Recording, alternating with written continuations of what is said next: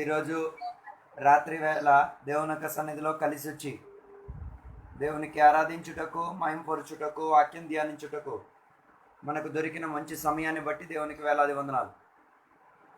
గత కొన్ని రోజుల్లో నుంచి మనం దేవుని యొక్క వాక్యంలో నుంచి యేసయ్య చెప్పి వచ్చుచున్న కొన్ని ఉపమానముల గురించి చదువుకోవడానికి, నేర్చుకోవడానికి దేవుడు మనల్ని సహాయపరచుచున్నందుకు దేవునికి వేలాది వందనాలు. అందులో మనం చూసుకుంటూ వచ్చిన దాంట్లో లూకాసు వార్తల యొక్క పుస్తకం 14వ అధ్యాయంలో నుంచే మనం చూసుకుంటూ వచ్చింది. అందులో వివాహం విందులో లేకపోతే ఎక్కడైనా భోజన పంక్తిలో మనల్ని పిలిచినప్పుడు ఆహ్వానించిన వారు ఏ రీతిగా ఉండాలి, ఆహ్వానం అందించుకొని వచ్చిన వారు ఏ రీతిగా ఉండి తీరాలి, వీటి గురించి చూసుకోవడానికి దేవుడు మనల్ని సహాయపరిచాడు. అదే మనం నిన్నటి దినాన మనం చూసుకున్నది లూకాసు వార్తల యొక్క పుస్తకం 17వ అధ్యాయంలో 7వ వచనం నుంచే మనం చూసుకున్నది. అందులో మనం చూసుకున్నాం, వివాహానికి వెళుతున్నప్పుడు మన గొప్పతనము, ఘనతయో, శ్రేష్టతయో చూపించడానికి కాదు. అనేక మంది వివాహానికి, విందులకు పిలువబడుతున్నప్పుడు వారు వారి గొప్పతనాన్ని చూపించడానికి వస్త్రాలను ధరించుకుంటూ వారి యొక్క గొప్పతనాన్ని రుజువు పరిచే స్థాయిలో అన్ని పనులు వాళ్ళు చేస్తున్నారు. కానీ దేవుని బిడ్డలో అది కాదు చేయాల్సింది. మీకు ఎక్కడ ఆహ్వానపరచుచున్నదో ఆ వివాహానికి కానీ లేకపోతే ఆ విందులోకి కానీ నీ గొప్పతనం చూపించడానికి కాదు, నీ ఆత్మీకత ద్వారా కుటుంబానికి విడుదల కలిగేటట్టుగా, ఆ వివాహములో ఘనత దేవునికి నామాన్ని ఘనపరచగలిగేటట్టుగా, అద్భుతాలు జరిగేటట్టుగా, నీ ఆత్మిక స్థాయి అక్కడ కుటుంబాన్ని పట్ల మేలు రప్పించగలిగేటట్టుగా దేవుని యొక్క బిడ్డలు ఏం చేయాలి? మారి తీరాలి. అందుకే ఇవన్నీ చేయడానికి ఉన్న కారణం ఏంటిది అంటే, యేసయ్య మనల్ని కూడా ఒక వివాహ పందిరిలోకి, ఒక వివాహ పంక్తిలోకి దేవుడికి మనల్ని కూడా ఏం చేస్తున్నారు? ఆహ్వానపరచడానికి అన్ని సిద్ధమవుచున్నది. అయితే ఇప్పుడు మనకి పిలువబడుతున్న ఈ వివాహాల్లో, భోజనాల్లో మనం ఆత్మిక స్థాయిని ఏం చెయ్యాలి? చూపించి తీరాలి. అనేక మంది ప్రజలు అక్కడ వారి ఆత్మిక స్థాయిని చూపించడానికి ఉన్న ఒక ప్రక్రియ చూపించటం లేదు. అందుకే యేసయ్యను తోడు తీసుకొని యేసయ్యతో కలిసి వెళ్ళగలగడానికి దేవుని యొక్క బిడ్డలు ప్రయత్నిస్తే, వారి యొక్క జీవితంలో అలాంటి యొక్క మార్పును ప్రారంభించేస్తే అధికముగా దేవుని ఏం చేయొచ్చు? ఆత్మిక స్థాయిలో రుజువు పరిచి తీరొచ్చు. అయితే అందులో మనం చదివినప్పుడు మనం చూడగలిగాం, అనేక మందిని వివాహాలకి, విందులకు పిలుచుచున్నారు. కానీ పిలువబడుతున్న వారు వారికి కూర్చోడానికి ఉన్న సదుపాయం నిమిత్తం వ్యగ్రత చూపించేటట్టుగా, అదే రీతిగా వారికి దొరుకుతున్న సామగ్రిలో వేరే వాళ్ళ గురించి ఆలోచించకుండా, మిగతా వాళ్ళకి సదుపాయాలు దొరుకుతున్నాయా, మిగతా వాళ్ళకి కూర్చోడానికి చోటు ఉందా, మిగతా వాళ్ళకి అన్ని నాకు దొరికినట్టుగా దొరుకుతున్నదా అన్నది కూడా ఆలోచించడానికి కూడా ఏం చేయట్లే, మనుషులు సిద్ధపడట్లే. కానీ యేసయ్య దీనిని తెలియపరచుచున్నప్పుడు చెప్పేది ఏంటిదంటే, మన స్వార్థ గురించి మాత్రం ఆలోచించకుండా మన విషయాలన్నింటినీ కూడా కొద్దిగా వెనక్కి పెట్టి మిగతా వాళ్ళకి అనుమతి ఇచ్చేటట్టుగా, మిగతా వాళ్ళకి చోటు ఇచ్చేటట్టుగా, మిగతా వాళ్ళ గురించి పట్టించుకునేటట్టుగా వివాహములో, భోజనములో పిలిచినప్పుడు ఒకవేళ దేవుని బిడ్డలు చేస్తే దేవుడు వారితో ఉన్నారు అన్నది రుజువు పరిచేటట్టుగా అయితే తీరేద్ది. అందుకే ఆహారానికి వెళ్తున్నప్పుడు, వివాహాలకు వెళ్తున్నప్పుడు నీవు దేవుని యొక్క బిడ్డవి, నీలో ఆత్మీకత ఉంది అన్నది ఏం చేయాలి? రుజువు పరిచే స్థాయిలోకి వెళ్ళి తీరాలి. తర్వాత నేను చెప్పి వచ్చిన మాట, నీకు అనుమతి ఇవ్వనంత వరకు నువ్వేం చేయకూడదు. అక్కడికి వెళ్ళి హడావిడి చేయడానికి ప్రయత్నం చేయకూడదు. నేను పిలిచారు, వివాహానికి, భోజనానికి పిలిచారు, నీకు ఒక ఇంటికి భోజనానికి పిలిచారు. దాని అర్థం నీకు అధికారం లేదు. అలా వంటగదిలోకి దూరెళ్ళి ప్లేట్లో తీసుకొచ్చి తినే అంత అధికారం నీకు లేదు. కొందరు దానికి కూడా తయారైపోతున్నారు. ఒక ఇంట్లోకి నిన్ను భోజనానికి పిలిపించారు, దాని అర్థం ఆ ఇంట్లో భోజనం తినడానికి ఒక సమయం వాళ్ళు ఏం చేశారు? ఏర్పరచుకొని ఉన్నారు. కొందరు అక్కడ కూడా హడావిడే, ఏమి ఆలోచించడం ఏమీ ఉండదు. పెట్టండి భోజనం పెట్టండి. నీకు నచ్చిన సమయంలో కాదు వాళ్ళు భోజనం పెట్టడానికి సదుపాయపరిచింది. వాళ్ళకి నచ్చిన సమయంలో వాళ్ళు నీకేం చేస్తారు? ఆ,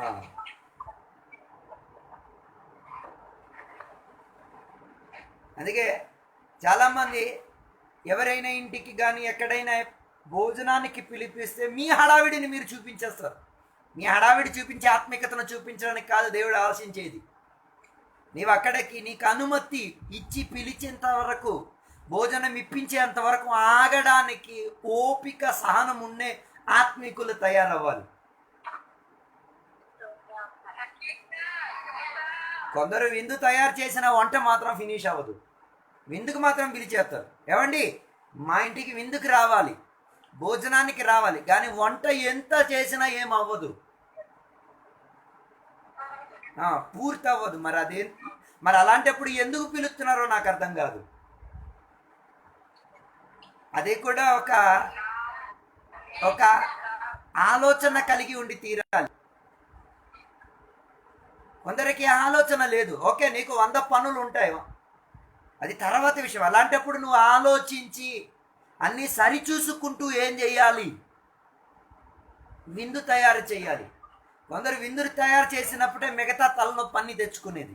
ఇటు విందు అవ్వదు, మిగతా పనులు కూడా అవ్వదు. అందుకే నేను చెప్పేది, ఆహ్వానించిన వాడు కూడా చేయాల్సిన కొన్ని ఆత్మిక పద్ధతులు ఉన్నాయి.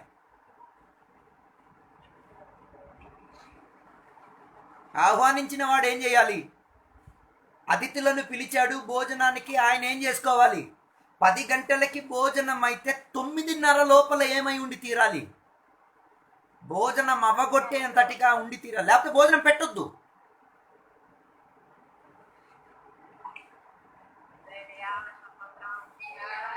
చాలా వివాహాల్లో చూశాను,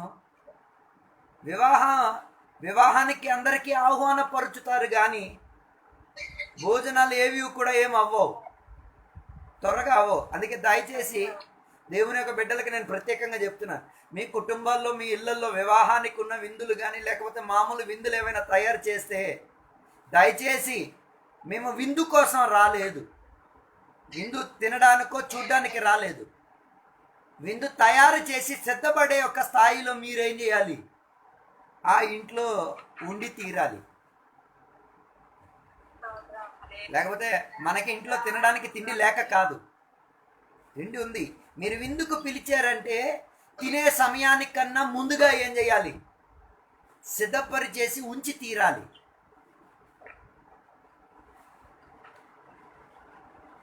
ఒకవేళ నీ ఇంట్లో ఏదైనా ప్రార్థన పెట్టించారు, లేకపోతే ఏదైనా ఆత్మిక సభలు పెట్టారు, భోజనం సిద్ధబాటు, ఆరాధన మధ్యలో కాదు భోజన సిద్ధబాటుకు బయలుదేరేది. కొందరికి ఇప్పుడు కూడా పరిజ్ఞానం లేదు. భోజనం తినకపోయినా పెద్ద విషయం కాదు, ఆరాధన ఆత్మికత పెద్ద విషయం.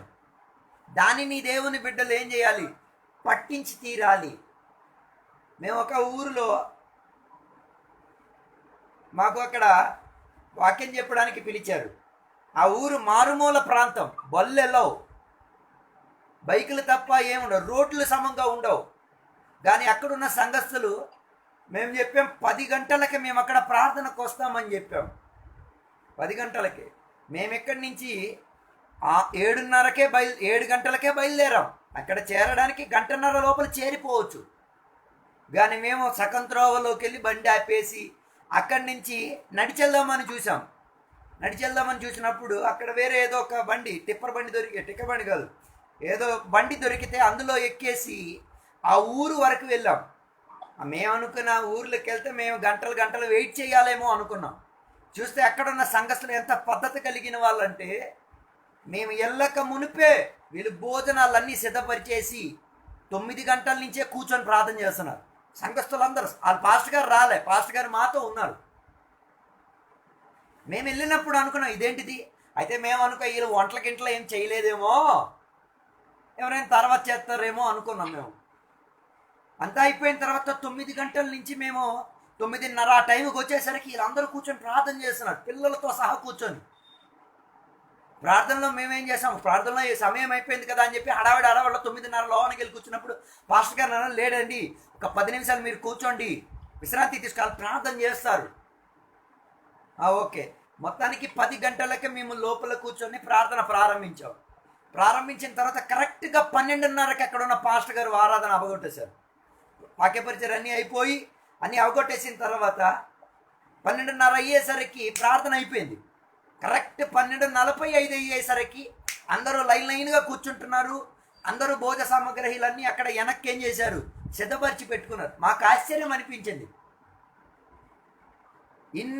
ఇన్ని సంవత్సరాల ఒరిస్సాలో ఆంధ్రాలో ఉన్న పరిచయంలో మొట్టమొదటిసారి ఇలాంటి అద్భుతం కలిగేది చూసేది.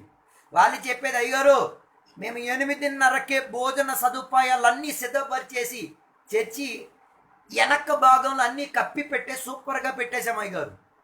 ఆ తలనొప్పి ఏమీ ఉండకూడదు. మేము అడిగాం, ఎందుకండి అలా చేశారు? లేదండి, ఆరాధన చేస్తున్నవాడు ఆరాధన చేయాలి. వంటల మీద హడావిడి మీద వెళ్తే ఆరాధనకి ఏముంటుంది ఫలితం? అంటే వాళ్ళకున్న ఆత్మిక పరిజ్ఞానం, ఆత్మిక ఆ తెలివితేటలు ఈ రోజుల్లో కూడా అనేక మంది దేవుని మారు మనసు పొంది రక్షణ పొంది ఆత్మిక స్థాయిలో ఉన్న బిడ్డలకు కూడా ఇప్పుడు కూడా లేదు. మొత్తానికి వాళ్ళు 1:30 లోపల అందరికీ భోజన సదుపాయాలు ఇచ్చేసి మిగిలిన అన్నం కూర ఊరోలకు కూడా ఇచ్చేసి 1:30 లోపల మొత్తం బిందులు ప్లేట్లు అన్నీ కడిగేసి ఎవరారు ఇంటికి వెళ్ళిపోయారు.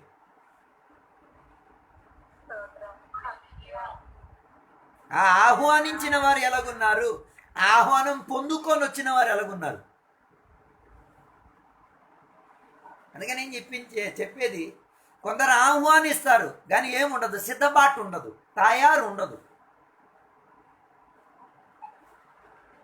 కొందరికి ఫస్ట్ తిండే, తర్వాతే ఆరాధన. అయ్యో ఎంతగా ఆత్మీయతలో మీరు దిగజారిపోతున్నారు. దేవునికి తిండి విషయంలో అమ్మేస్తున్నారు. ఆలోచించండి, ఆత్మీకులు చేసే పని కాదు అది. మన ఇంట్లో ఎక్కడైనా, మన ఇంట్లో మాత్రం కాదు, మన సంఘంలో అయినా ఇంట్లో అయినా ఏదైనా విందు కానీ భోజనాలు కానీ ఏమైనా ఉంటే ముందే సిద్ధపరిచి ఉంటారు. కొందరు ఇంటికి ప్రార్థన అని పిలిచినప్పుడు కూడా వాళ్ళ ఇంట్లో కూర్చోడానికి చేపలు వేయరు. తెలుసు, వారం ముందు చెప్తారు మీ ఇంట్లో ప్రార్థన అని, ఫలానా ఇంట్లో ప్రార్థన అని. 5 గంటలకి ప్రార్థన అని చెప్పినా కూడా 4:30 అయినా కూడా వాళ్ళ ఇంట్లో ఏం పరచరు, చేపలు పరచరు. అప్పుడు మనిషి వచ్చినప్పుడే కుర్రోని పంపిస్తారు, ఒరే ఒరే ఒరే వెళ్ళి చెనకుట్లు కొనుక్కురారా, వెళ్ళి పప్పు కొనుక్కురారా. ఇదే ఇప్పుడున్న స్థాయిలో నీ ఆత్మిక విషయాలకు సిద్ధపాటు లేకపోతే భవిష్యత్ కాలములో నిత్య జీవానికి ఎంత పాటు నువ్వు సిద్ధపడుతున్నావు?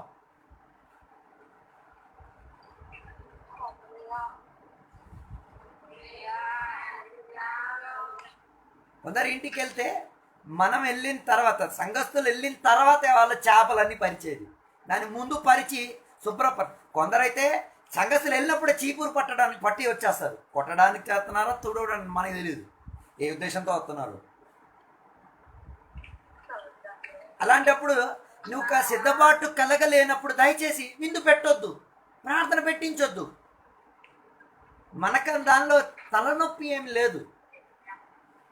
అంటే అదే మీరు ఎంత మాత్రం ప్రాధాన్యత ఇచ్చేది, ఆహ్వానించిన వారిని దేవునికి ఆత్మీకతకు ఎంత మాత్రం ఆత్మిక స్థాయిని రుజువుపరుచుచున్నారు. ఆత్మిక విషయాలు హడావిడిలో చేసే పని కాదు, త్వరగా చేసే పనులు కాదు. దాని సమయం సందర్భం ఉంది. అందుకే నేను చెప్పొచ్చిన మాట, ఏ విషయానికి మీరు ఆహ్వానించినా మీరు ఆహ్వానికులుగా మీరేమవ్వాలి, ముందే సిద్ధపడి తీరాలి. భోజనానికి మీరు ఏమైనా సిద్ధపరచుచున్నారంటే ఒక రోజు ముందే దాని సామాన్లన్నీ నీ ఇంట్లో ఏమై ఉండి తీరాలి, వచ్చి ఉండి తీరాలి. ఒక రోజు ముందే ఏమై తీరాలి అనే విషయం, అదే సిద్ధపాటుకున్న లక్షణం. వెంటనే భోజనం చేసి తినడం ఎవరికి తెలియదు, తెలుసు. దాన్ని సిద్ధపరిచి ఉంచిన దానికి ఉన్న ఆ ఆత్మిక క్షేమం, ఆ ఆత్మిక సమర్పణ, అది ఒక ప్రత్యేకత కలిగినది. అందుకే నేను ఇది చెప్పి రావడానుకున్న కారణం ఏంటిది అంటే, నీవు ఎంత మాత్రం దేవునిని లక్ష్య పట్టి చేస్తున్నావు, ఎంత మాత్రం ఆత్మీకతను రుజువుపరిచేటట్టుగా చేస్తున్నావు. ఒకసారి ఏం చేయాలి? దర్శించి తీరాలి. కొందరు భోజనానికి విందుకి పిలుస్తారు, కానీ ఎవరు పిలిచారు ఆ మనిషి కనబడ్డు, ఆయన ఎక్కడెక్కడో తిరుగుతుంటాడు. ఆ ఇంటికి వచ్చిన అతిథులు కాలక్షేపం చేసుకొని కూర్చోవాలి, గంటలు గంటలు కాలక్షేపం చేసుకొని.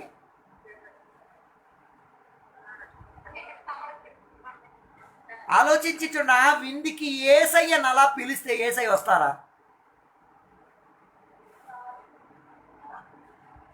సంఘస్థులు పాస్టర్ గారు కాబట్టి వస్తారులే, ఎందుకంటే నిన్ను తన్నేసి వెళ్ళిపోవడానికి వాళ్ళకి ఇష్టం ఉండదు కాబట్టి వాళ్ళు ఏదో ఒక విధంగా ఒప్పుకుంటారు.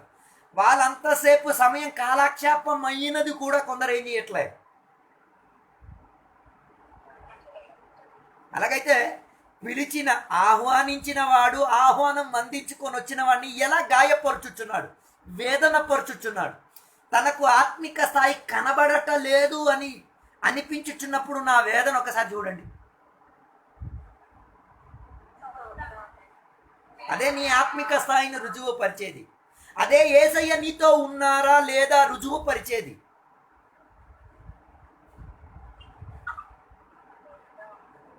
అందుకే నేను చెప్పొచ్చిన మాట, ఆహ్వానించిన వాడు ఆహ్వానానికి మందించుకొని వెళ్తున్నవాడు ఇద్దరికీ చేయాల్సిన కొన్ని ఆత్మిక క్రమం ఉంది.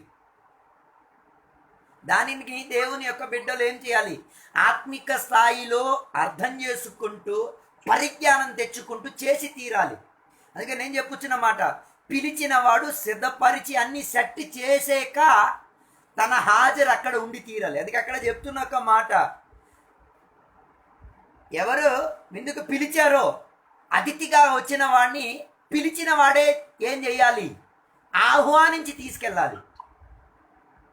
కొందరు అలాగా లేదు, ఆహ్వానించి చెప్తారు, ఏమండి మీరు ఎక్కడ కూర్చోండి, ఇక్కడ నీళ్ళు ఉంది, ఇక్కడ డ్రింక్ ఉంది, ఇక్కడ ప్యాన్ ఉంది, ఇక్కడ ఏసీ ఉంది, ఎక్కడ కూర్చోండి, నేను ఒక గంట పోయాక వస్తా అని నీకు చెప్తే ఎలాగుంటుంది?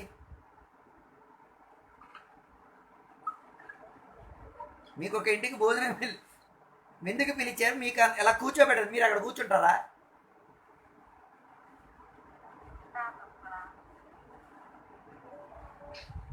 అంటే దాని అర్థం వచ్చిన అతిథిని ఏం చేయట్లే, గౌరవించట్లే, చులకించేస్తున్నారు. అందుకే అక్కడ కూడా దేవుని బిడ్డలు ఏం చేయాలి? పరిజ్ఞానం వాడి తీరాలి. అక్కడ కూడా దేవుని బిడ్డలకు మారు మనసు వచ్చి తీరాలి. అందుకే మీరు విందుకు పిలిస్తే విందుకు ఆహ్వానము పొందుకొని వచ్చిన వారికి సదుపాయపరచాల్సిన బాధ్యత ఎవరిది? విందుకు పిలిచిన వాడిది.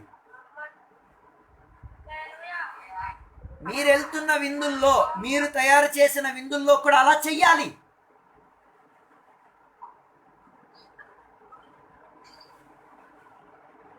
అదే ఆత్మీకతను రుజువు పరిచేది. అందుకే యేసయ్య చెప్పిన ఒక మాట, విందుకు పిలిచిన వారు ఏం చేయాలి?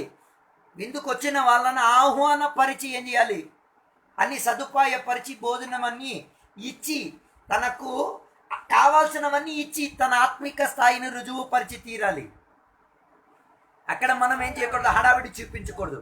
అందుకే వాళ్ళు ఏమి ఇచ్చుచున్నారో దానిని స్వీకరించేటట్టుగా ఉండి తీరాలి. వెళ్ళిన అతిథులు వాళ్ళు ఏమి ఇచ్చినా దానిని పుచ్చుకునేటట్టుగా, దాన్ని అంగీకరించేటట్టుగా ఉండి తీరాలి. అందుకే ఎవరెవరికి పిలిచిన వాడికి తగ్గింపు ఉండాలి, వెళ్ళిన మనిషికి కూడా ఏముండాలి? తగ్గింపు ఉండాలి. పిలిచిన వాడికి కూడా ఓపిక ఉండాలి, వెళ్ళిన వాడికి కూడా ఓపిక ఉండాలి. పిలిచిన వాడికి సహనం ఉండాలి, వెళ్ళిన వాడికి సహనం ఉండాలి. ఇద్దరూ కలిసి ఏం చెయ్యాలి? వారి ఆత్మిక స్థాయిని ఘనపరిచేటట్టుగా చూపించాలి.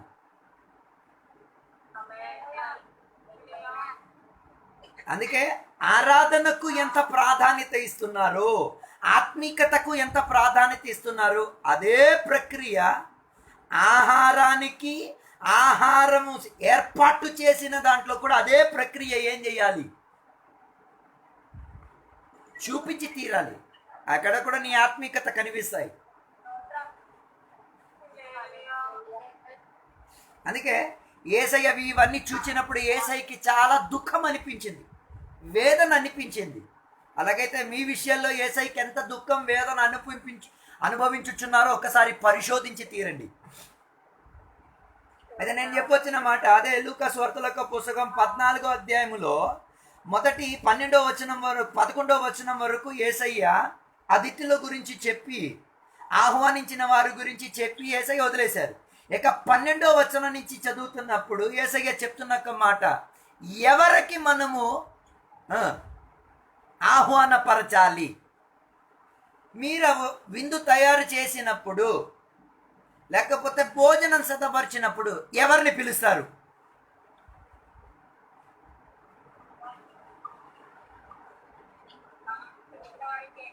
మీ చుట్టాలకి, మీ బంధువులకి, నీకు లాభం, మేలు, డబ్బు, సదుపాయం, ప్రజాబలం అనిపించిన వారిని మాత్రమే ఏం చేస్తారు?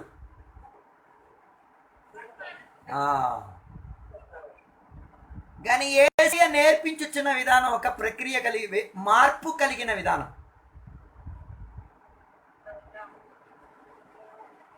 ఉన్నారా? అందరికీ, వారికి మచ్చిన వారికి, మెచ్చిన వారికి, సహాయం చేసిన వారికి, సదుపాయం చేసిన వారికి అందరికీ భోజనం పెట్టడం చాలా ఇష్టం. యేసయ్య దానిని అంతగా ఏం చెయ్యట్లే, అంగీకరించట్లే. మీరు నాకు భోజనం ఇస్తాను, నేను మీకు భోజనం ఇస్తాను. మీరు నాకు పెళ్ళికి పిలుస్తే నేను మీకు పెళ్ళికి పిలుస్తాను. అంతే కదా? నేను మీకు పెళ్ళికి పిలవలేదు, మీరు నా పెళ్ళికి వచ్చి తింటారేటి?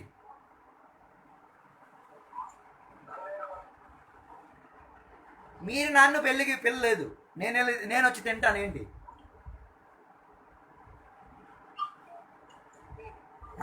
నన్ను పిలవలేదు, అందుకే నేను ముఖం కూడా చూపించను. నువ్వు తినొద్దు, వెళ్ళి ముఖం చూపించుకొని వచ్చి ఓకే నీకు గిఫ్ట్ ఇచ్చేసి వచ్చేవచ్చు కదా. ఉదాహరణకి నీ తోటి సంఘస్థుల్లో ఒకరు నిన్ను పెళ్ళికి పిలవలేదనుకో, భోజనానికి కూడా పిలవలేదు, నువ్వు పెళ్లి చేసుకున్నావన్న వివరణ తెలియలే, తర్వాత తెలిసింది, వెళ్తారా మీరు?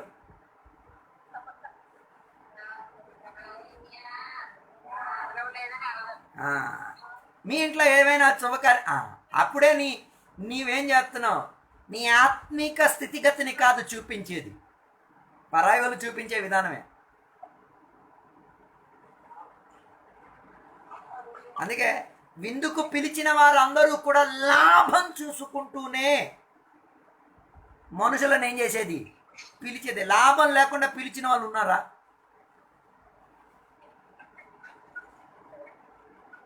యేసయ్య ఆశించేది లాభం లేనట్టుగా, నీకు నష్టం కల్పించేటట్టుగా విందు ఇవ్వడానికి మీరు రెడీగా ఉన్నారా?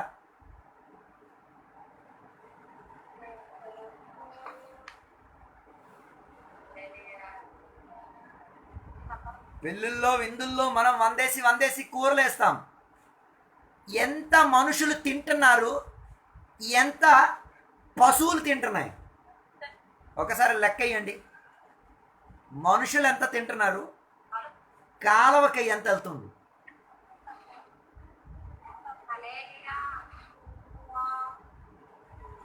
కొందరు వంట వండుతారు, వండిన తర్వాత ఉల్లిపాయలు తొక్క, వెల్లుల్లిపాయలు తొక్క అన్నీ ఆ ఏరియాలోనే తిరుగుతుంటాయి. అంటే ఎక్కడ ఒక విందు అయ్యింది అని ఊరోళ్ళకి తెలియడానికి. ఆ ప్రాంతం కూడా ఏం చేయరు.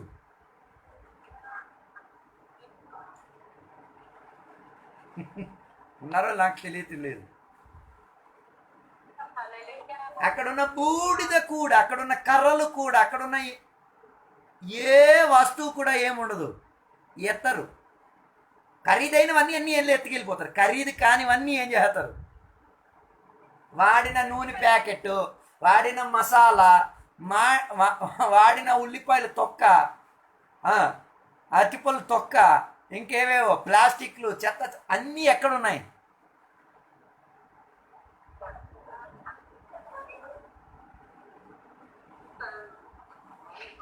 ఎందుకంటే అవి నీకు విలువ లేదు, దాని ద్వారా నీకేం లేదు, ఉపయోగం లేదు. కానీ ఆ చోట్లో నీవు భోజనం సిద్ధపరచడానికి తయారు చేసినప్పుడు ఎంత గడ్డన్ని కోసావు, అన్నీ చేసావు, కానీ అన్నీ అయిపోయిన తర్వాత ఎందుకు చేయట్లేదు? అదే నీ ఆత్మిక స్థాయిని రుజువు పరిచేది.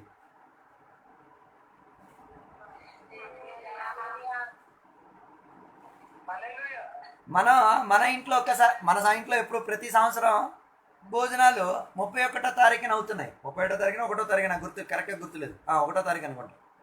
1వ తారీఖు భోజనాలు ఏర్పరిస్తే 1వ తారీఖు 4ంటికే తలనొప్పి స్టార్ట్ అయిపోద్ది. మా అమ్మ అయితే రాత్రి 9ంటికే నీళ్ళని రెడీ చేసి పెడుతుంది. వచ్చిన బింది 8:30 ఆ టైంకి వచ్చేస్తారు. కుర్రోళ్ళు తెచ్చి ఉంచేస్తే వేడి నీళ్ళతో దానికి కడగాల్సినది, శుభ్రపరచాల్సినవి అన్నీ ఒక రౌండ్ 9 గంటలకల్లా అయిపోయి ఉంటుంది. ఇది ఎవరికీ తెలియదు. అన్నీ చేసేసి శుభ్రంగా ఉంచేసరికి పొద్దున వచ్చిన వాళ్ళు సెకండ్ రౌండ్కి మళ్ళీ ఏం చేస్తారు, 4 గంటలకే కూరగాయలన్నీ కోయడం, అన్నీ సదుపాయపరచడం. కానీ ప్రజల సంఖ్య 4ంటికి, 5ంటికి, 6ంటికి అధికంగా ఉండదు, తక్కువే ఉంటాయి. ఒక్కొక్కరు వస్తారు, నిద్ర మేలుకొని ఒక్కొక్కరు వస్తారు. ఈ వచ్చుచున్న వాళ్ళని చూచినప్పుడు కూడా మనకి వేదన కలగదు. మేము రాత్రి నుంచే వేదన పడుతున్నాం, రాత్రి నుంచే సిద్ధపడుతున్నాం, వేదన కలగట్లే. మీకైతే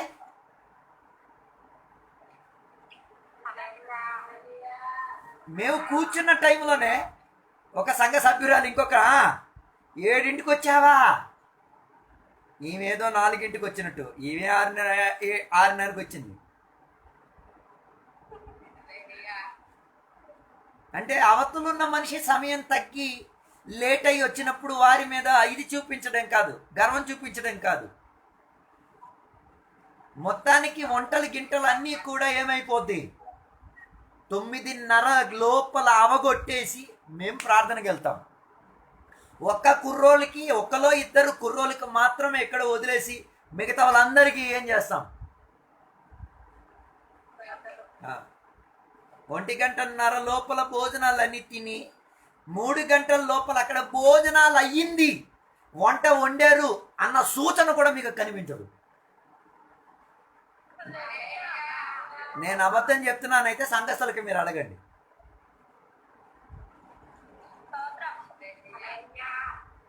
మూడున్నర లోపల ప్లేట్లన్నీ తీసుకెళ్లాల్సినవన్నీ పక్కకు పెడతారు, అన్నీ సెట్ చేసి సూపర్గా పెడతారు. కరెక్ట్ 4ంటికి మన సంఘం నుంచి ఒక కుర్రోడు వస్తాడు, సామాన్లు ఎత్తుకు తీసుకెళ్ళిపోతాడు.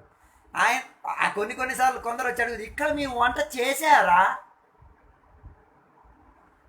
ఒక వస్తువు కూడా నీకేం చేయదు, ఆ ప్రాంతంలో నీకు కనిపించదు. తినేటప్పుడు ఉన్న ఆత్మికత మాత్రం కాదు, శుభ్రపరిచేటప్పుడు కూడా అదే ఆత్మికత ఉండాలి. కొందరు తినేటప్పుడు మంచి ఆత్మికతే, వేస్ట్ వదిలేటప్పుడు ఏముండదు.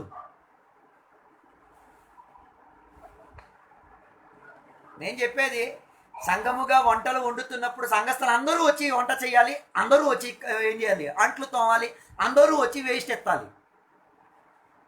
ఆ మనస్తత్వంలో వస్తే అనేక మందికి ఆహ్వానపరచడం, విందును ఏర్పరచడం కొందరు ఏం చేయొచ్చు, మారు మనసు పొంది నేర్చుకోవచ్చు.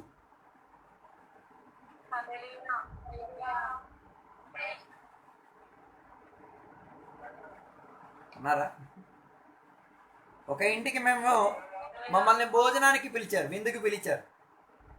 పద్ధతిగా వెళ్ళేసరికి ఆ ఇంట్లో ఉన్న వాళ్ళు ఏం చేశారో తెలుసా, ప్లేట్ తెచ్చారు, కడిగారో లేదో నాకు తెలీదు, పేపర్ మొక్కతో మాత్రం తుడిచి తెచ్చి పెట్టారు.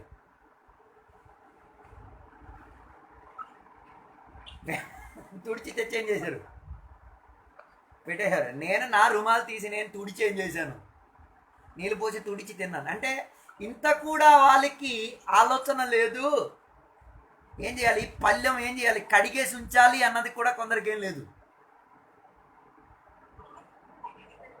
ఒక ఇంటికి వెళ్ళి అందరి కోసం ప్లేట్లు ఉన్నాయి, ఒక్క కుర్రోడి కోసం ప్లేట్ లేదు. ప్లేట్ లేకపోతే అక్కడ మసాలాలు పెట్టిన ప్లేట్ ఉండేది, అది తీసుకొచ్చి ఇచ్చారు కడగకుండా. ఆ కుర్రోడు ఎలా తిన్నాడో దేవునికి స్తోత్రం. మొత్తానికి ఆ కుర్రోడు తిన్నాడు ఆ ప్లేట్లో. నేను ఇవన్నీ చెప్పడానికి కారణం ఏంటిదంటే ఇవన్నిట్లో ఏముండాలి? ఆత్మిక స్థితిగతి కనిపించాలి, నీ మారు మనసు కనిపించాలి. ఇవన్నిటిని కూడా వీక్షించుచున్న యేసయ్యే నీతో కలిసి జీవించేది. కొందరికి ఇప్పుడు కూడా అది తెలియట్లే.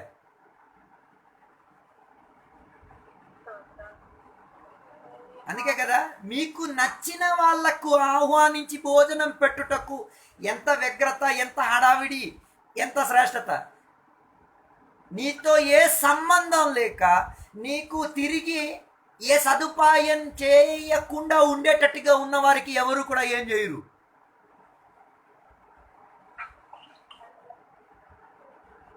భోజనం బెటరు కదా. అందుకే యేసయ్య చెప్తున్న మాట ఏంటో తెలుసా? నిన్ను తిరిగి భోజనం పెట్టించలేని వాళ్ళను వెతికి పెట్టి మరి భోజనం ఇవ్వు. దాని లోపల ఏముంది? ఆశీర్వాదం.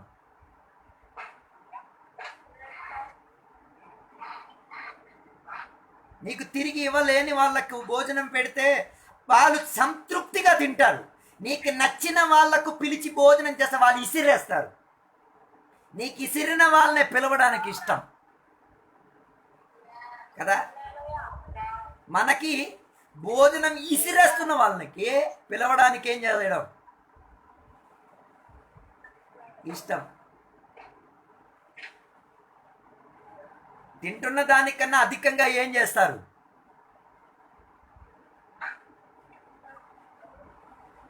తర్వాత ఆదివారం చెప్పిన అన్ని భాషలు ప్రార్థనలు వినాలా? ఓ అన్నం విసిరేసావని, కూర విసిరేసావన్న మారు మనసు కూడా రావట్లే, పశ్చాత్తాపం కూడా రావట్లే. కానీ నీకు తిరిగి విందుకు పిలవలేని వాళ్ళకి పిలిచి భోజనం ఇప్పించండి. వాళ్ళు ఎలా తింటారు? ఎప్పుడైనా ఇచ్చారేంటి? ఇచ్చి చూడండి, అప్పుడు తెలుస్తుంది. ఒక మెతుకుడు కూడా వాళ్ళు ఏం చేయరు. దేవుని బిడ్డల కొందరికి పరిజ్ఞానం రావాలంటే ఇలాంటివి చెయ్యాలి. మేము ఒక చోటికి వెళ్తున్నప్పుడు ఒక మనిషి 3 రోజులు అయింది భోజనం చేయలే. భోజనం కావాలండి అన్నాడు. భోజనం కొనేసి ఇచ్చాం. ఆయన తింటున్న కకృతి చూసినప్పుడు, ఆ తింటున్న విధానం చూసిన నాకు ఆశ్చర్యం అనిపించింది. ఎవరు అలా తినడం నేను చూడలేదు. ఆ ప్లేట్ మొత్తం ఊడ్చి ఒక్క మెతు కూడా అన్నం కూడా కింద పడనీయకుండా తిన్నాడు.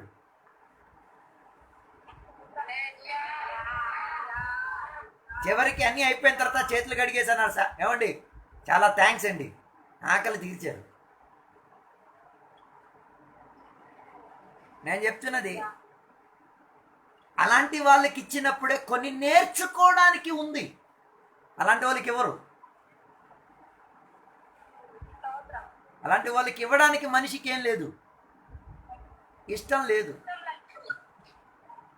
అందుకే ఒక్కసారి ఎప్పుడు మీకన్నా సమయం సందర్భం దొరికినప్పుడు ఇలాగ బయట ప్రాంతాల్లో వీధుల్లో పడుకున్న వాళ్లకు ఒక్కసారి వెళ్ళి పలకరించండి, అడగండి మీరు తింటున్న ఆహారం ఎన్ని రోజులు పాతది అని అడగండి. ఒక్కరోజు పాతదైతే మీరు కాలువకి ఇసిరేస్తారే.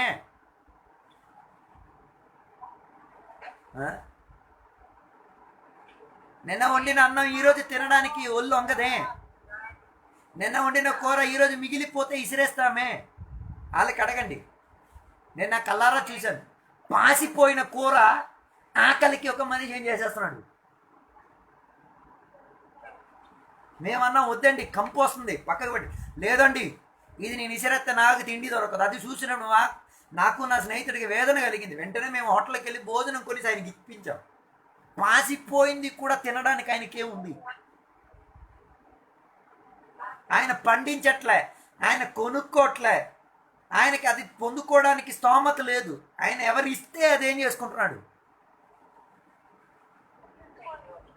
కానీ వాళ్ళకి నీ ఒక పూట భోజనం ఇచ్చుచున్నప్పుడు నా ఆనందం ఉంది కదా, వారి కడుపుని నింపేటప్పుడు వారు చూపించుచున్న ప్రేమ ఉంది కదా. అది నీకు తెలిసిన బంధువులను మిత్రులను నీకు లాభం కల్పించిన వాళ్ళు ఇచ్చేటట్టుగా ఉన్నదా?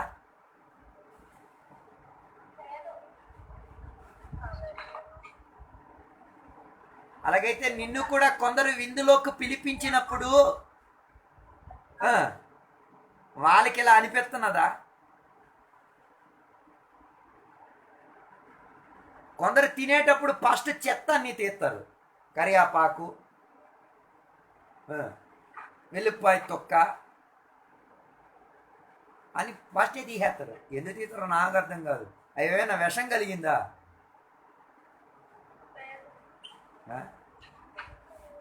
నచ్చనివన్నీ పక్కకు పెట్టేస్తారు.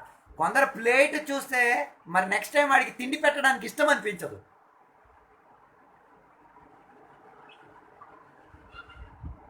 ఉన్నారా నాతో కలిసి?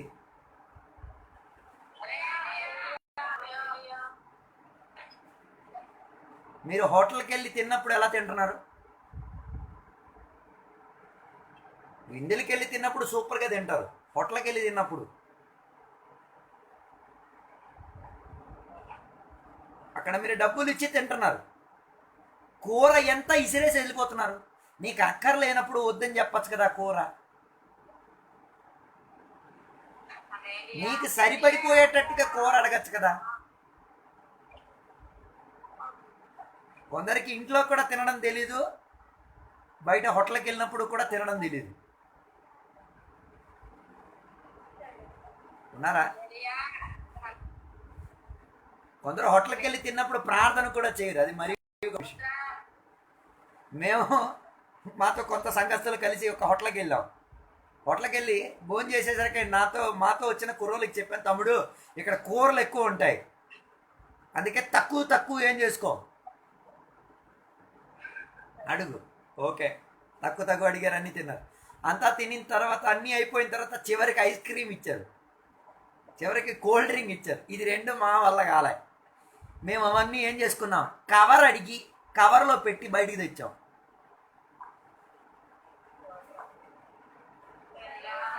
కవర్లో అడిగి బయటికి తెచ్చి ఆ రోజంతా ఏం చేసాం, ప్రయాణం అవుతున్నప్పుడు మొత్తం దాన్ని ఫినిష్ చేసాం. మీరు ఎంతమంది అలా చేస్తారు? మిగిలిపోయిన అన్నం కానీ కూర కానీ ఉంటే ఎంతమంది తిరిగి ఇంటికి తీసుకొస్తారు?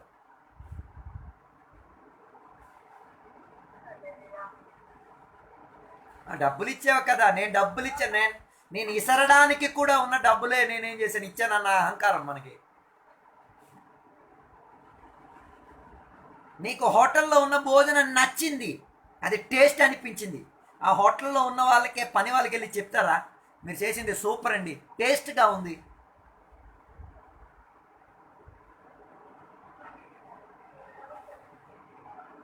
మనసు రాదు.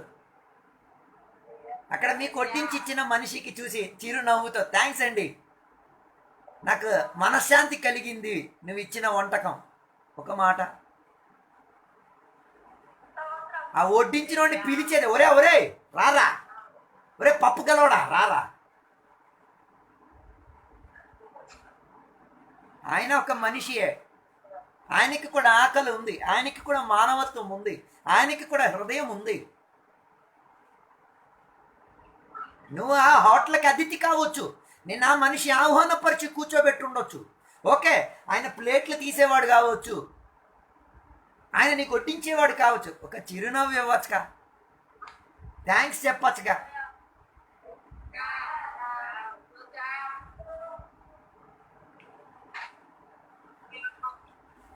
నేను చెప్పేది కేవలం ఇందుకు పిలిచిన సామగ్రి మాత్రం కాదు, హోటల్కి వెళ్ళినప్పుడు కూడా అదే ప్రక్రియ చూపించండి.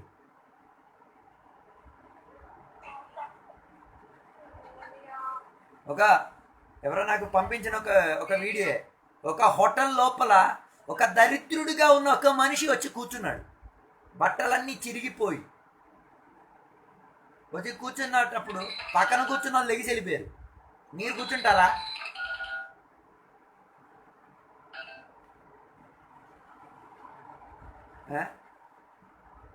బట్టలు లేకుండా స్నానం చేయకుండా ఒక మనిషి వచ్చి కూర్చున్నాడు అనుకోండి, మీరు పక్కన కూర్చుంటారా? హల్లెలూయా స్తుతిమైన అని పాటలని పాడేస్తారు, కానీ అక్కడ హల్లెలూయా స్తుతిమైన రావాలి. నువ్వు కూర్చుని అదే కుర్చీ పక్కన స్నానం చేయకుండా గలీజుతో ఉన్న ఒక మనిషి వచ్చి కూర్చున్నప్పుడు కూడా ఆయనను చూసి చిరునవ్వు కలిగి బాగున్నారా అని ఒక మాట అడుగుతారా? ఇదే యేసయ్య పోలికలు, యేసయ్య చూపించే ఆత్మికత, ఇదే యేసయ్యలో కనిపించే విధానం. నీకు నచ్చిన వాడు స్నానం చేయకుండా పర్ఫ్యూమ్ కొట్టేసి వచ్చేసినా చిరునవ్వు చూపించేస్తావు. నీకు నచ్చిన వాడు నీకు డబ్బులు ఇచ్చి సాయం చేసిన, స్నానం చేసాడో లేదో కూడా చూడకుండా బాగున్నారండి, బాగున్నారు. నీకు నచ్చని వాళ్ళని ఏం చేయడానికి ఇష్టం లేదు, ఆహ్వానించడానికి ఇష్టం లేదు. నీ కంటికి చీప్గా అనిపించిన వారిని ఆహ్వానపరచడానికి ఏం లేదు. ఒక ఇంట్లో నేను చూసిన విషయం, ఒక మనిషి ఇంటింటే వచ్చి భిక్షం అడుక్కొని వెళ్తున్న మనిషి, ఆ మనిషి అన్నాడు, ఏమండి ఏమైనా తినడానికి ఉంటే ఎవరా అని అన్నారు ఆయన. సరేనా తమ్ముడు ఇస్తానని చెప్పేసి ఇంటి దగ్గర నుంచి అన్నం కూర తెచ్చేసి ఆ కాలువ దగ్గర కూర్చోబెట్టి తినిపించింది.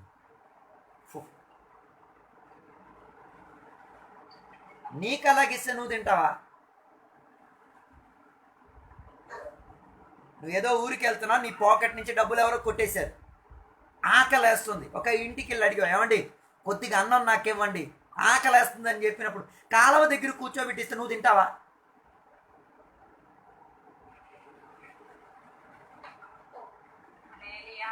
ప్రైస్ లార్డ్ చెప్పలేదే, రాదు కదా ప్రైస్ లార్డ్. అందుకే మనకు తిరిగి ఇవ్వలేని వాళ్ళకు భోజనం పెట్టుతున్నప్పుడు మనం ఎలా తింటున్నామో అలాగా వారిని కూడా చేర్చుకోవడానికి దేవుని బిడ్డలు ప్రయత్నం చేయాలి. ఒక మనిషి భోజనం అడిగారు, నీ ఇంట్లో నీ బల్లలో, ఓకే నీ బల్ల మీద కూర్చోబెట్టడానికి నీకు ఇష్టం లేకపోతే కనీసం నీ ఇంటి దగ్గర ఒక చేప వేసేసి అక్కడ కూర్చొని తినరా బాబు అని చెప్పండి. మంచిగా నీ ఇంట్లో ఉన్న బల్ల మీద కూర్చోబెట్టి తినిపించాలి, అది అసలైన ప్రక్రియ. కానీ అంత మనస్తత్వం మన దేవుని బిడ్డలకి రాదు కదా. ఆ మారు మనసు వస్తే బాగుంది.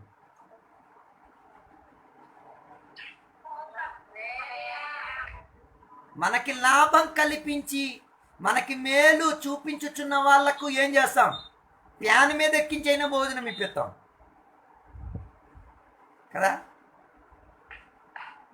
తిరిగి మనకి థ్యాంక్స్ చెప్ప, ఏమండి వందనాలు, ఏమండి నా కడుపు నింపారు అని మాత్రం చెప్పగలిగిన వాడికి మాత్రం అన్యాయపు రీతిలో చూచి చులకపరిచేటట్టుగా ఏం చేస్తారు?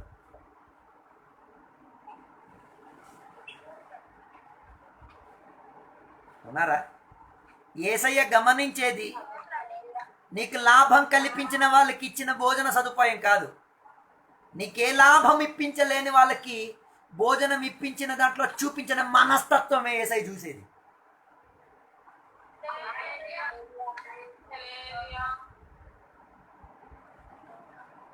అవును కదా. మీ ఇంట్లో విందు తయారు చేసినప్పుడు నీకు బంధువులుగా ఉన్న వాళ్ళకి ఒక మొక్క ఎక్స్ట్రా ఇవ్వండి అంటే ఇస్తావు. ఒక అడుక్కున్నవాడు వచ్చి అడుగుతాడు, ఏమండి ఒక పీస్ ఎక్స్ట్రా ఇవ్వరా, ఇస్తారా?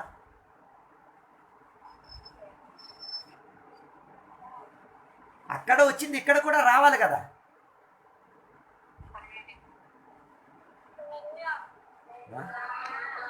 హోటల్కి వెళ్ళో చట్నీ అడిగో నేను ఇవ్వను అని చెప్పాడు అనుకోండి, ఏం చేస్తారు మీరు?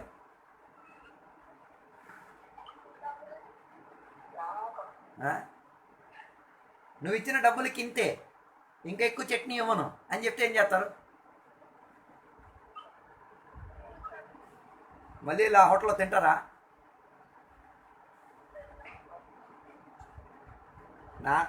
నేను ఒక హోటల్కి వెళ్ళి తిన్నప్పుడు చట్నీకి నేను అన్నాను, చట్నీకి కూడా ఎక్స్ట్రా డబ్బులు నేను కడతాను. చట్నీకి కూడా నేనేం చేస్తాను, ఎక్స్ట్రా డబ్బులు కడతాను, నాకు నచ్చిన విధానంగా. ఆయన ఏమనుకున్నాడో తెలుసా, నేను చట్నీ ఇసిరేసి వెళ్ళిపోతాను. నేను చట్నీ మొత్తం దుడ్డు చేసిన తర్వాత ఆయన పిలిచాను, తమ్ముడు చూడు నాకు భోజనం ఎలా తినాలో తెలుసు, నాకు ఆకలి ఏంటో తెలుసు, నువ్వు అనుకున్నట్టుగా ఇసిరేసి షో ఆఫ్ చేసి వెళ్ళడానికి కాదు నేను వచ్చింది. సారీ సార్, తప్పు అయిపోయింది. ఫస్ట్ టైం ఇలాంటి మనిషి నేను చూస్తున్నాను. ఉన్నది మొత్తం తుడిచి తినేవాడిని. తర్వాత ఆ చట్నీకి కూడా డబ్బులు ఇచ్చి, ఆ కుర్రోడికి కూడా 10 రూపాయలు ఇచ్చి, సార్ థ్యాంక్ యూ సార్, వచ్చేసాం.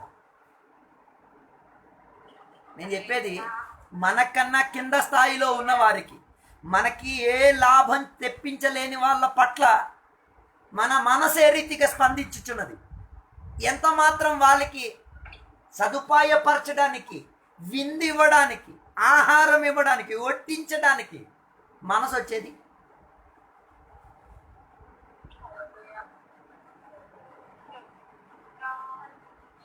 నీకు నచ్చిన వాళ్ళకి అందరికీ వడ్డించేస్తాను, నీకు నచ్చని వాళ్ళకో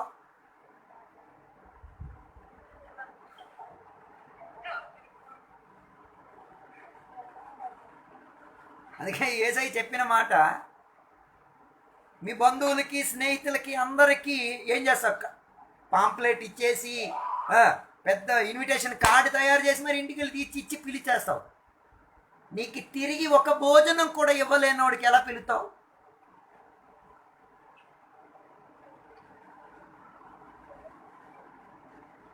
కొందరు మిగిలిపోతే తినడానికి పిలుస్తారు.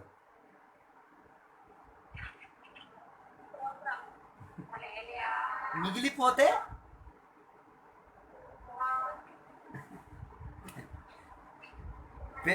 విందుకు పిలవరు, మిగిలిపోతే ఏం చేయాలా?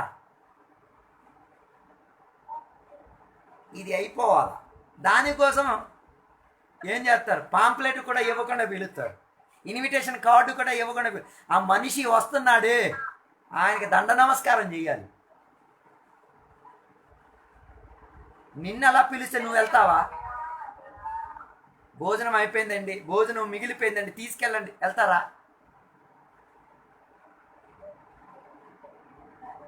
ఆయన వస్తాను, అక్కడే చూడాలి. ఆత్మిక స్వభావం మనకి రావాలి.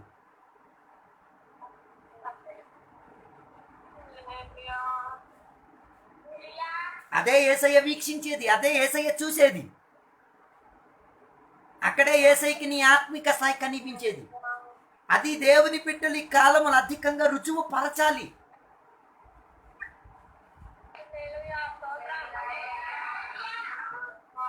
మీ ఇంటికి డబ్బు కలిగిన వాడు, ఆస్తి కలిగిన వాడు వచ్చినప్పుడు చూపించుచున్న అదే ప్రేమ, అదే వంటకం, అదే అనుభవం పేదరికములో ఉండి నీ ఇంటి పని చూసుకోవడానికి వచ్చిన కుర్రోడికి కూడా ఏం చేయగలగాలి?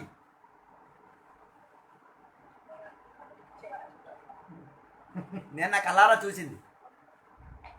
ఒక కుమారుని ఇంట్లో ఏం చేశారు, పనులన్నీ చేయడానికి తెచ్చి ఉంచారు. ఆ ఇంట్లో ఉన్న వాళ్ళందరూ చికెన్ మటన్ తింటున్నారు, ఆడికి చల్దన్నం పెట్టారు.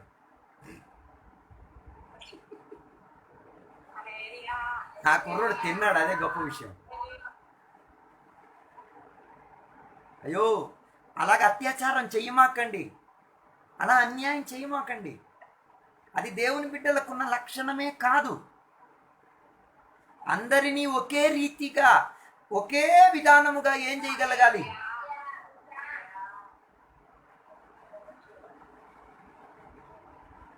ఆహ్వానపరిచినప్పుడు అందరికీ పాంప్లెట్ ఇచ్చేటట్టుగా ఉండాలి. కొందరికి పాంప్లెట్ ఇచ్చి కొందరికి ఏమీ లేకుండా అయిపోయేటప్పుడు పిలవడం కాదు. అందరికీ ఒకేలా పిలవండి, అందరికీ ఒకేలాగా ఇవ్వండి, అందరికీ ఒకేలా చేర్చండి.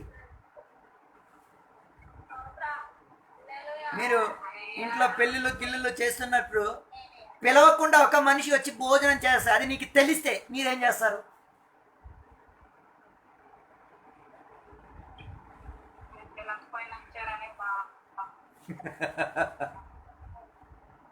మీరు పిలవలేదు, దూరుకొచ్చి తింటున్నాడు, ఆయన మీద నీకు ప్రేమ అనిపిస్తుందా? ఆ తమ్ముడు తిని తమ్ముడు, పర్వాలేదు తమ్ముడు అని చెప్పగలుగుతారా?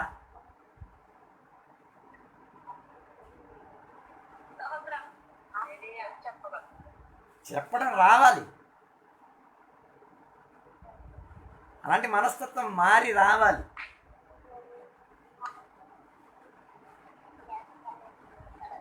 అలాగే చాలా మందిని ఏం చేయగలగాలి? చేర్చుకోగలగాలి. ఉన్నారా? అందుకే బట్టల యొక్క ప్రక్రియను చూసి మనిషిని చూసే ప్రజలు ఏం చేసేది?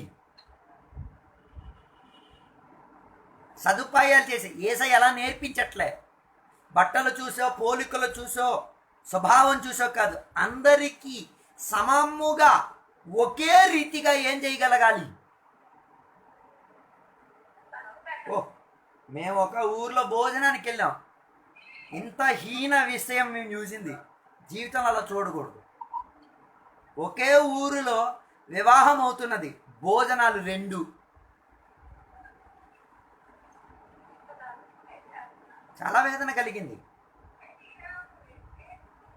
2 భోజనాలు, ఒకటి పెద్ద జాతులకు, ఇంకొకటి.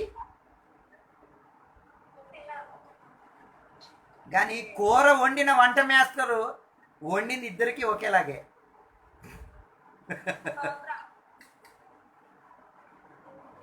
అది కూడా వంట వేరవ్వాలి కదా.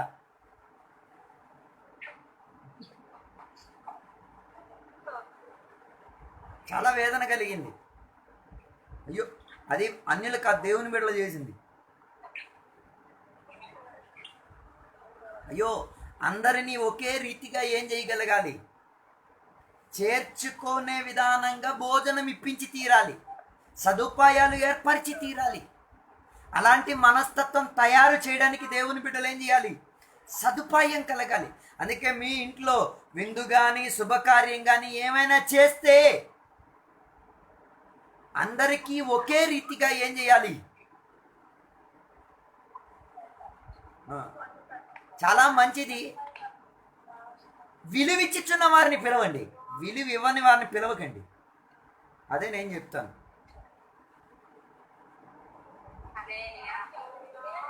ఆహారాన్ని విలువిచ్చిన వాళ్ళని పిలవండి. అందుకే యేసయ్య ఎక్కడ చెప్తున్న మాట ఏంటో తెలుసా? ఎలాంటి వాళ్ళని పిలవాలి దాని 13వ వచనంలో చెప్తున్న ఒక మాట. ఎలాంటి వాళ్ళని? పేదలకు, కుంటి వాళ్లకు, అంగహీనులకు, గుడ్డి వాళ్లకు. ఓ, ఇలాంటి వాళ్ళకి ఎంతమంది భోజనం ఇప్పిస్తారు?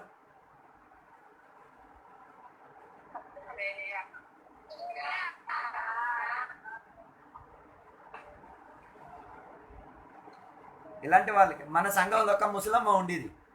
ఆమె చాలా ముసలావిడ అయిపోయింది. కానీ ఆమెకు ఒక్క నమ్మకం ఏంటో తెలుసా?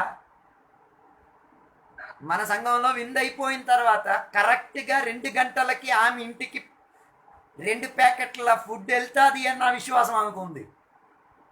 భోజనం చేయకుండా 2:30 వరకు కూర్చుంటుంది. ఒక సంవత్సరం వాళ్ళ ఇంట్లో ఉన్న వాళ్ళకి ఏదో మా మీద, పాస్టర్ గారి మీద అలిగి విందుకి రాలే. అయినా కూడా కుర్రోళ్ళ చేత ఆ ఇంటికి ఏం చేసాం? ఆ ముసలమ్మ అన్నది, పాస్టర్ గారు మీరు కోపమై ఉంటారు, నా పాట నాకు వచ్చి తీరెత్తి, మీరు చూడండి. 2 అయింది, ఎవరు రాలే. 2:15 అయింది, ఎవరు రాలే. 2:30 అయ్యేసరికి సంఘంలో ఉన్న కుర్రోళ్ళు ఏం చేశారు? ప్యాకింగ్ చేసి, అమ్మా కుట్టిదికొని రెడీగా ఉంది. ఆమె వెంటనే పిల్లల వంక చూసారా? ఆ అమ్మ చనిపోయింది. ఇప్పుడు నేను చెప్పేది, ఇలా అంగహీనతతో గుడ్డి వాళ్ళగా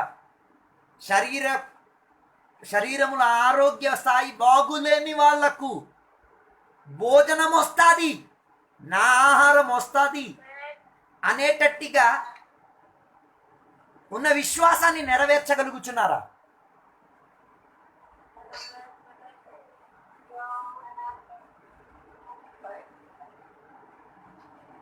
కానీ బైబిల్ చెప్తున్న మాట ఏంటో తెలుసా? ఇలా చేస్తే వీటికేముంది? నీతిమంతుల యొక్క పునరుద్ధానములో దీనికేముంది? దీని ప్రతిబదులను దేవుడు ఖచ్చితంగా మనకి తీరుతారు.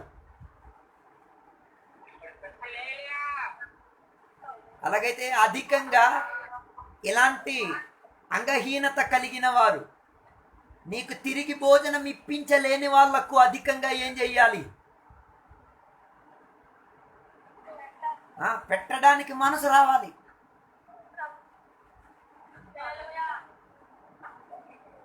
వారానికి ఒక్కసారి కూడా పెట్టినా బాగుండేమో.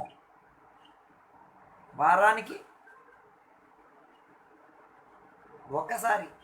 ఎక్కడ 7 రోజులకి 7 రోజులు మనమే తింటున్నాం, మన బాత్రూమ్కు మనమే వెళ్తున్నామే తప్ప ఒక్క పొట్లం ఎక్కడికి వెళ్దు. అంగహీనతతో ఉన్న వాళ్ళ ఇంటికి వెళ్దు, అనారోగ్యత కలిగిన వాళ్ళ ఇంటికి వెళ్దు, రోగముతో బాధపడుతున్న వాళ్ళ ఇంటికి ఏం చేయదు.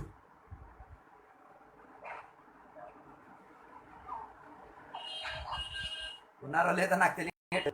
నేను చెప్పొచ్చేది అక్కడ మారు మనసు రావాలి, అక్కడ రావాలి. నీ సంఘములో సంఘ సభ్యుల్లో ఎవరికో ఒకరికి రోగముతో ఉన్నారు, బాధలతో ఉన్నారు, ఇబ్బందితో ఉన్నారు.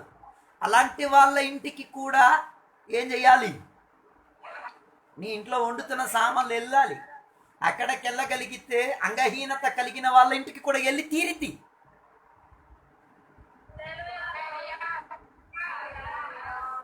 అందుకే అందరికీ భోజనం పెట్టగలిగేటట్టుగా మనసును ఏం చేసుకోవాలి?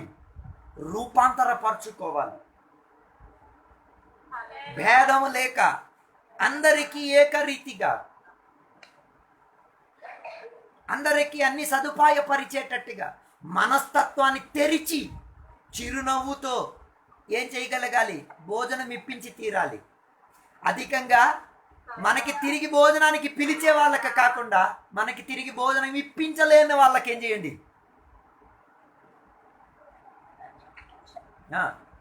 భోజనం ఇప్పించండి. అదే ఆత్మీకులు వారు సేవించిన దేవునిని రుజువు పరిచేది. అందుకే నా మాటలు నేను ముగించాలని కోరుచున్నాను. అతిథిగా మనం కొన్ని విషయాల్లో మార్పు చెందాలి. ఆహ్వానపరచుచున్న వాళ్ళుగా మనం కొన్ని విషయాల్లో మార్పు చెందాలి. విందుల్లో కొన్ని మార్పులు చెంది తీరాలి. విందులోకి వచ్చిన మనుషులను చేర్చుకునే దాంట్లో కొన్ని మార్పులు ఉండి తీరాలి. అక్కడ రుజువు పరుద్దాం. మాలో యేసయ్య ఉన్నాడు, మేము యేసయ్యను చూపించుచు యేసయ్య నాలో ఉన్నాడని రుజువు పరచుచునే ఇవన్నీ చేసేది. అందరినీ చేర్చుకునే ఒక స్వభావంలోకి వచ్చుటకు రాత్రి వేళ దేవుని యొక్క సన్నిధిలో సమర్పించుకుందాం, ప్రార్థన చేసుకుందాం. కృప కలిగిన దేవానికి వందనాలు తెలియవస్తున్నాం. ఈ రాత్రి వేళ నీ వాక్యాంశంలో నుంచి చదువుకునేటకు, నేర్చుకునేటకు నీవిచ్చిన కృపను బట్టి వందనాలు దేవా. అనేక సార్లు మేము అతిథిగా ఆత్మిక స్థాయిని చూపించలేకపోయాం. ఆహ్వానపరిచిన వారిగా కొన్ని విషయాలు మేము చేయలేకపోయాం. వాటన్నిటిలో కూడా మారు మనసు దయచేయమని కోరుచున్నాం దేవా. మార్పు దయచేయండి. అందరినీ కూడా ఆహ్వానపరిచేటట్టుగా, అందరికీ భోజన సదుపాయాలు ఇచ్చేటట్టుగా, అంగహీనతతో, అనారోగ్యతతో వేదన పడుతూ తిరిగి ఏ భోజనము ఇవ్వలేకుండా ఉన్న వాళ్లకు అధికంగా చేసేసి నీతిమంతుల పునరుద్ధానము కలిగేటప్పుడు దానికి కలిగిన బహుమానం దొరికి తీరుటకు, ఆత్మిక స్థాయిలో విడుదల అనుభవించుటకు ప్రియ బిడ్డలందరినీ కూడా సహాయపరచండి. రాత్రి వేళ మాతో వాక్యాంశాల ద్వారా హృదయం తాకి మాట్లాడినందుకు వందనాలు. దీవెనలతో నింపినందుకు వందనాలు. సహాయపరిచినందుకు వందనాలు. యేసు నామములో అడిగి వేడుకున్న పరమ తండ్రి, ఆమేన్. తండ్రి యొక్క కుమార యొక్క పరిశుద్ధాత్మక సహవాసం ఇప్పుడు ఎల్లప్పుడు వాక్యం ఆలకించిన సకల బిడ్డలతో దేవాని రెండో రాకడ వరకు తోడయుందును గాక. ఆమేన్. Praise Lord. అందరికీ వందనాలు.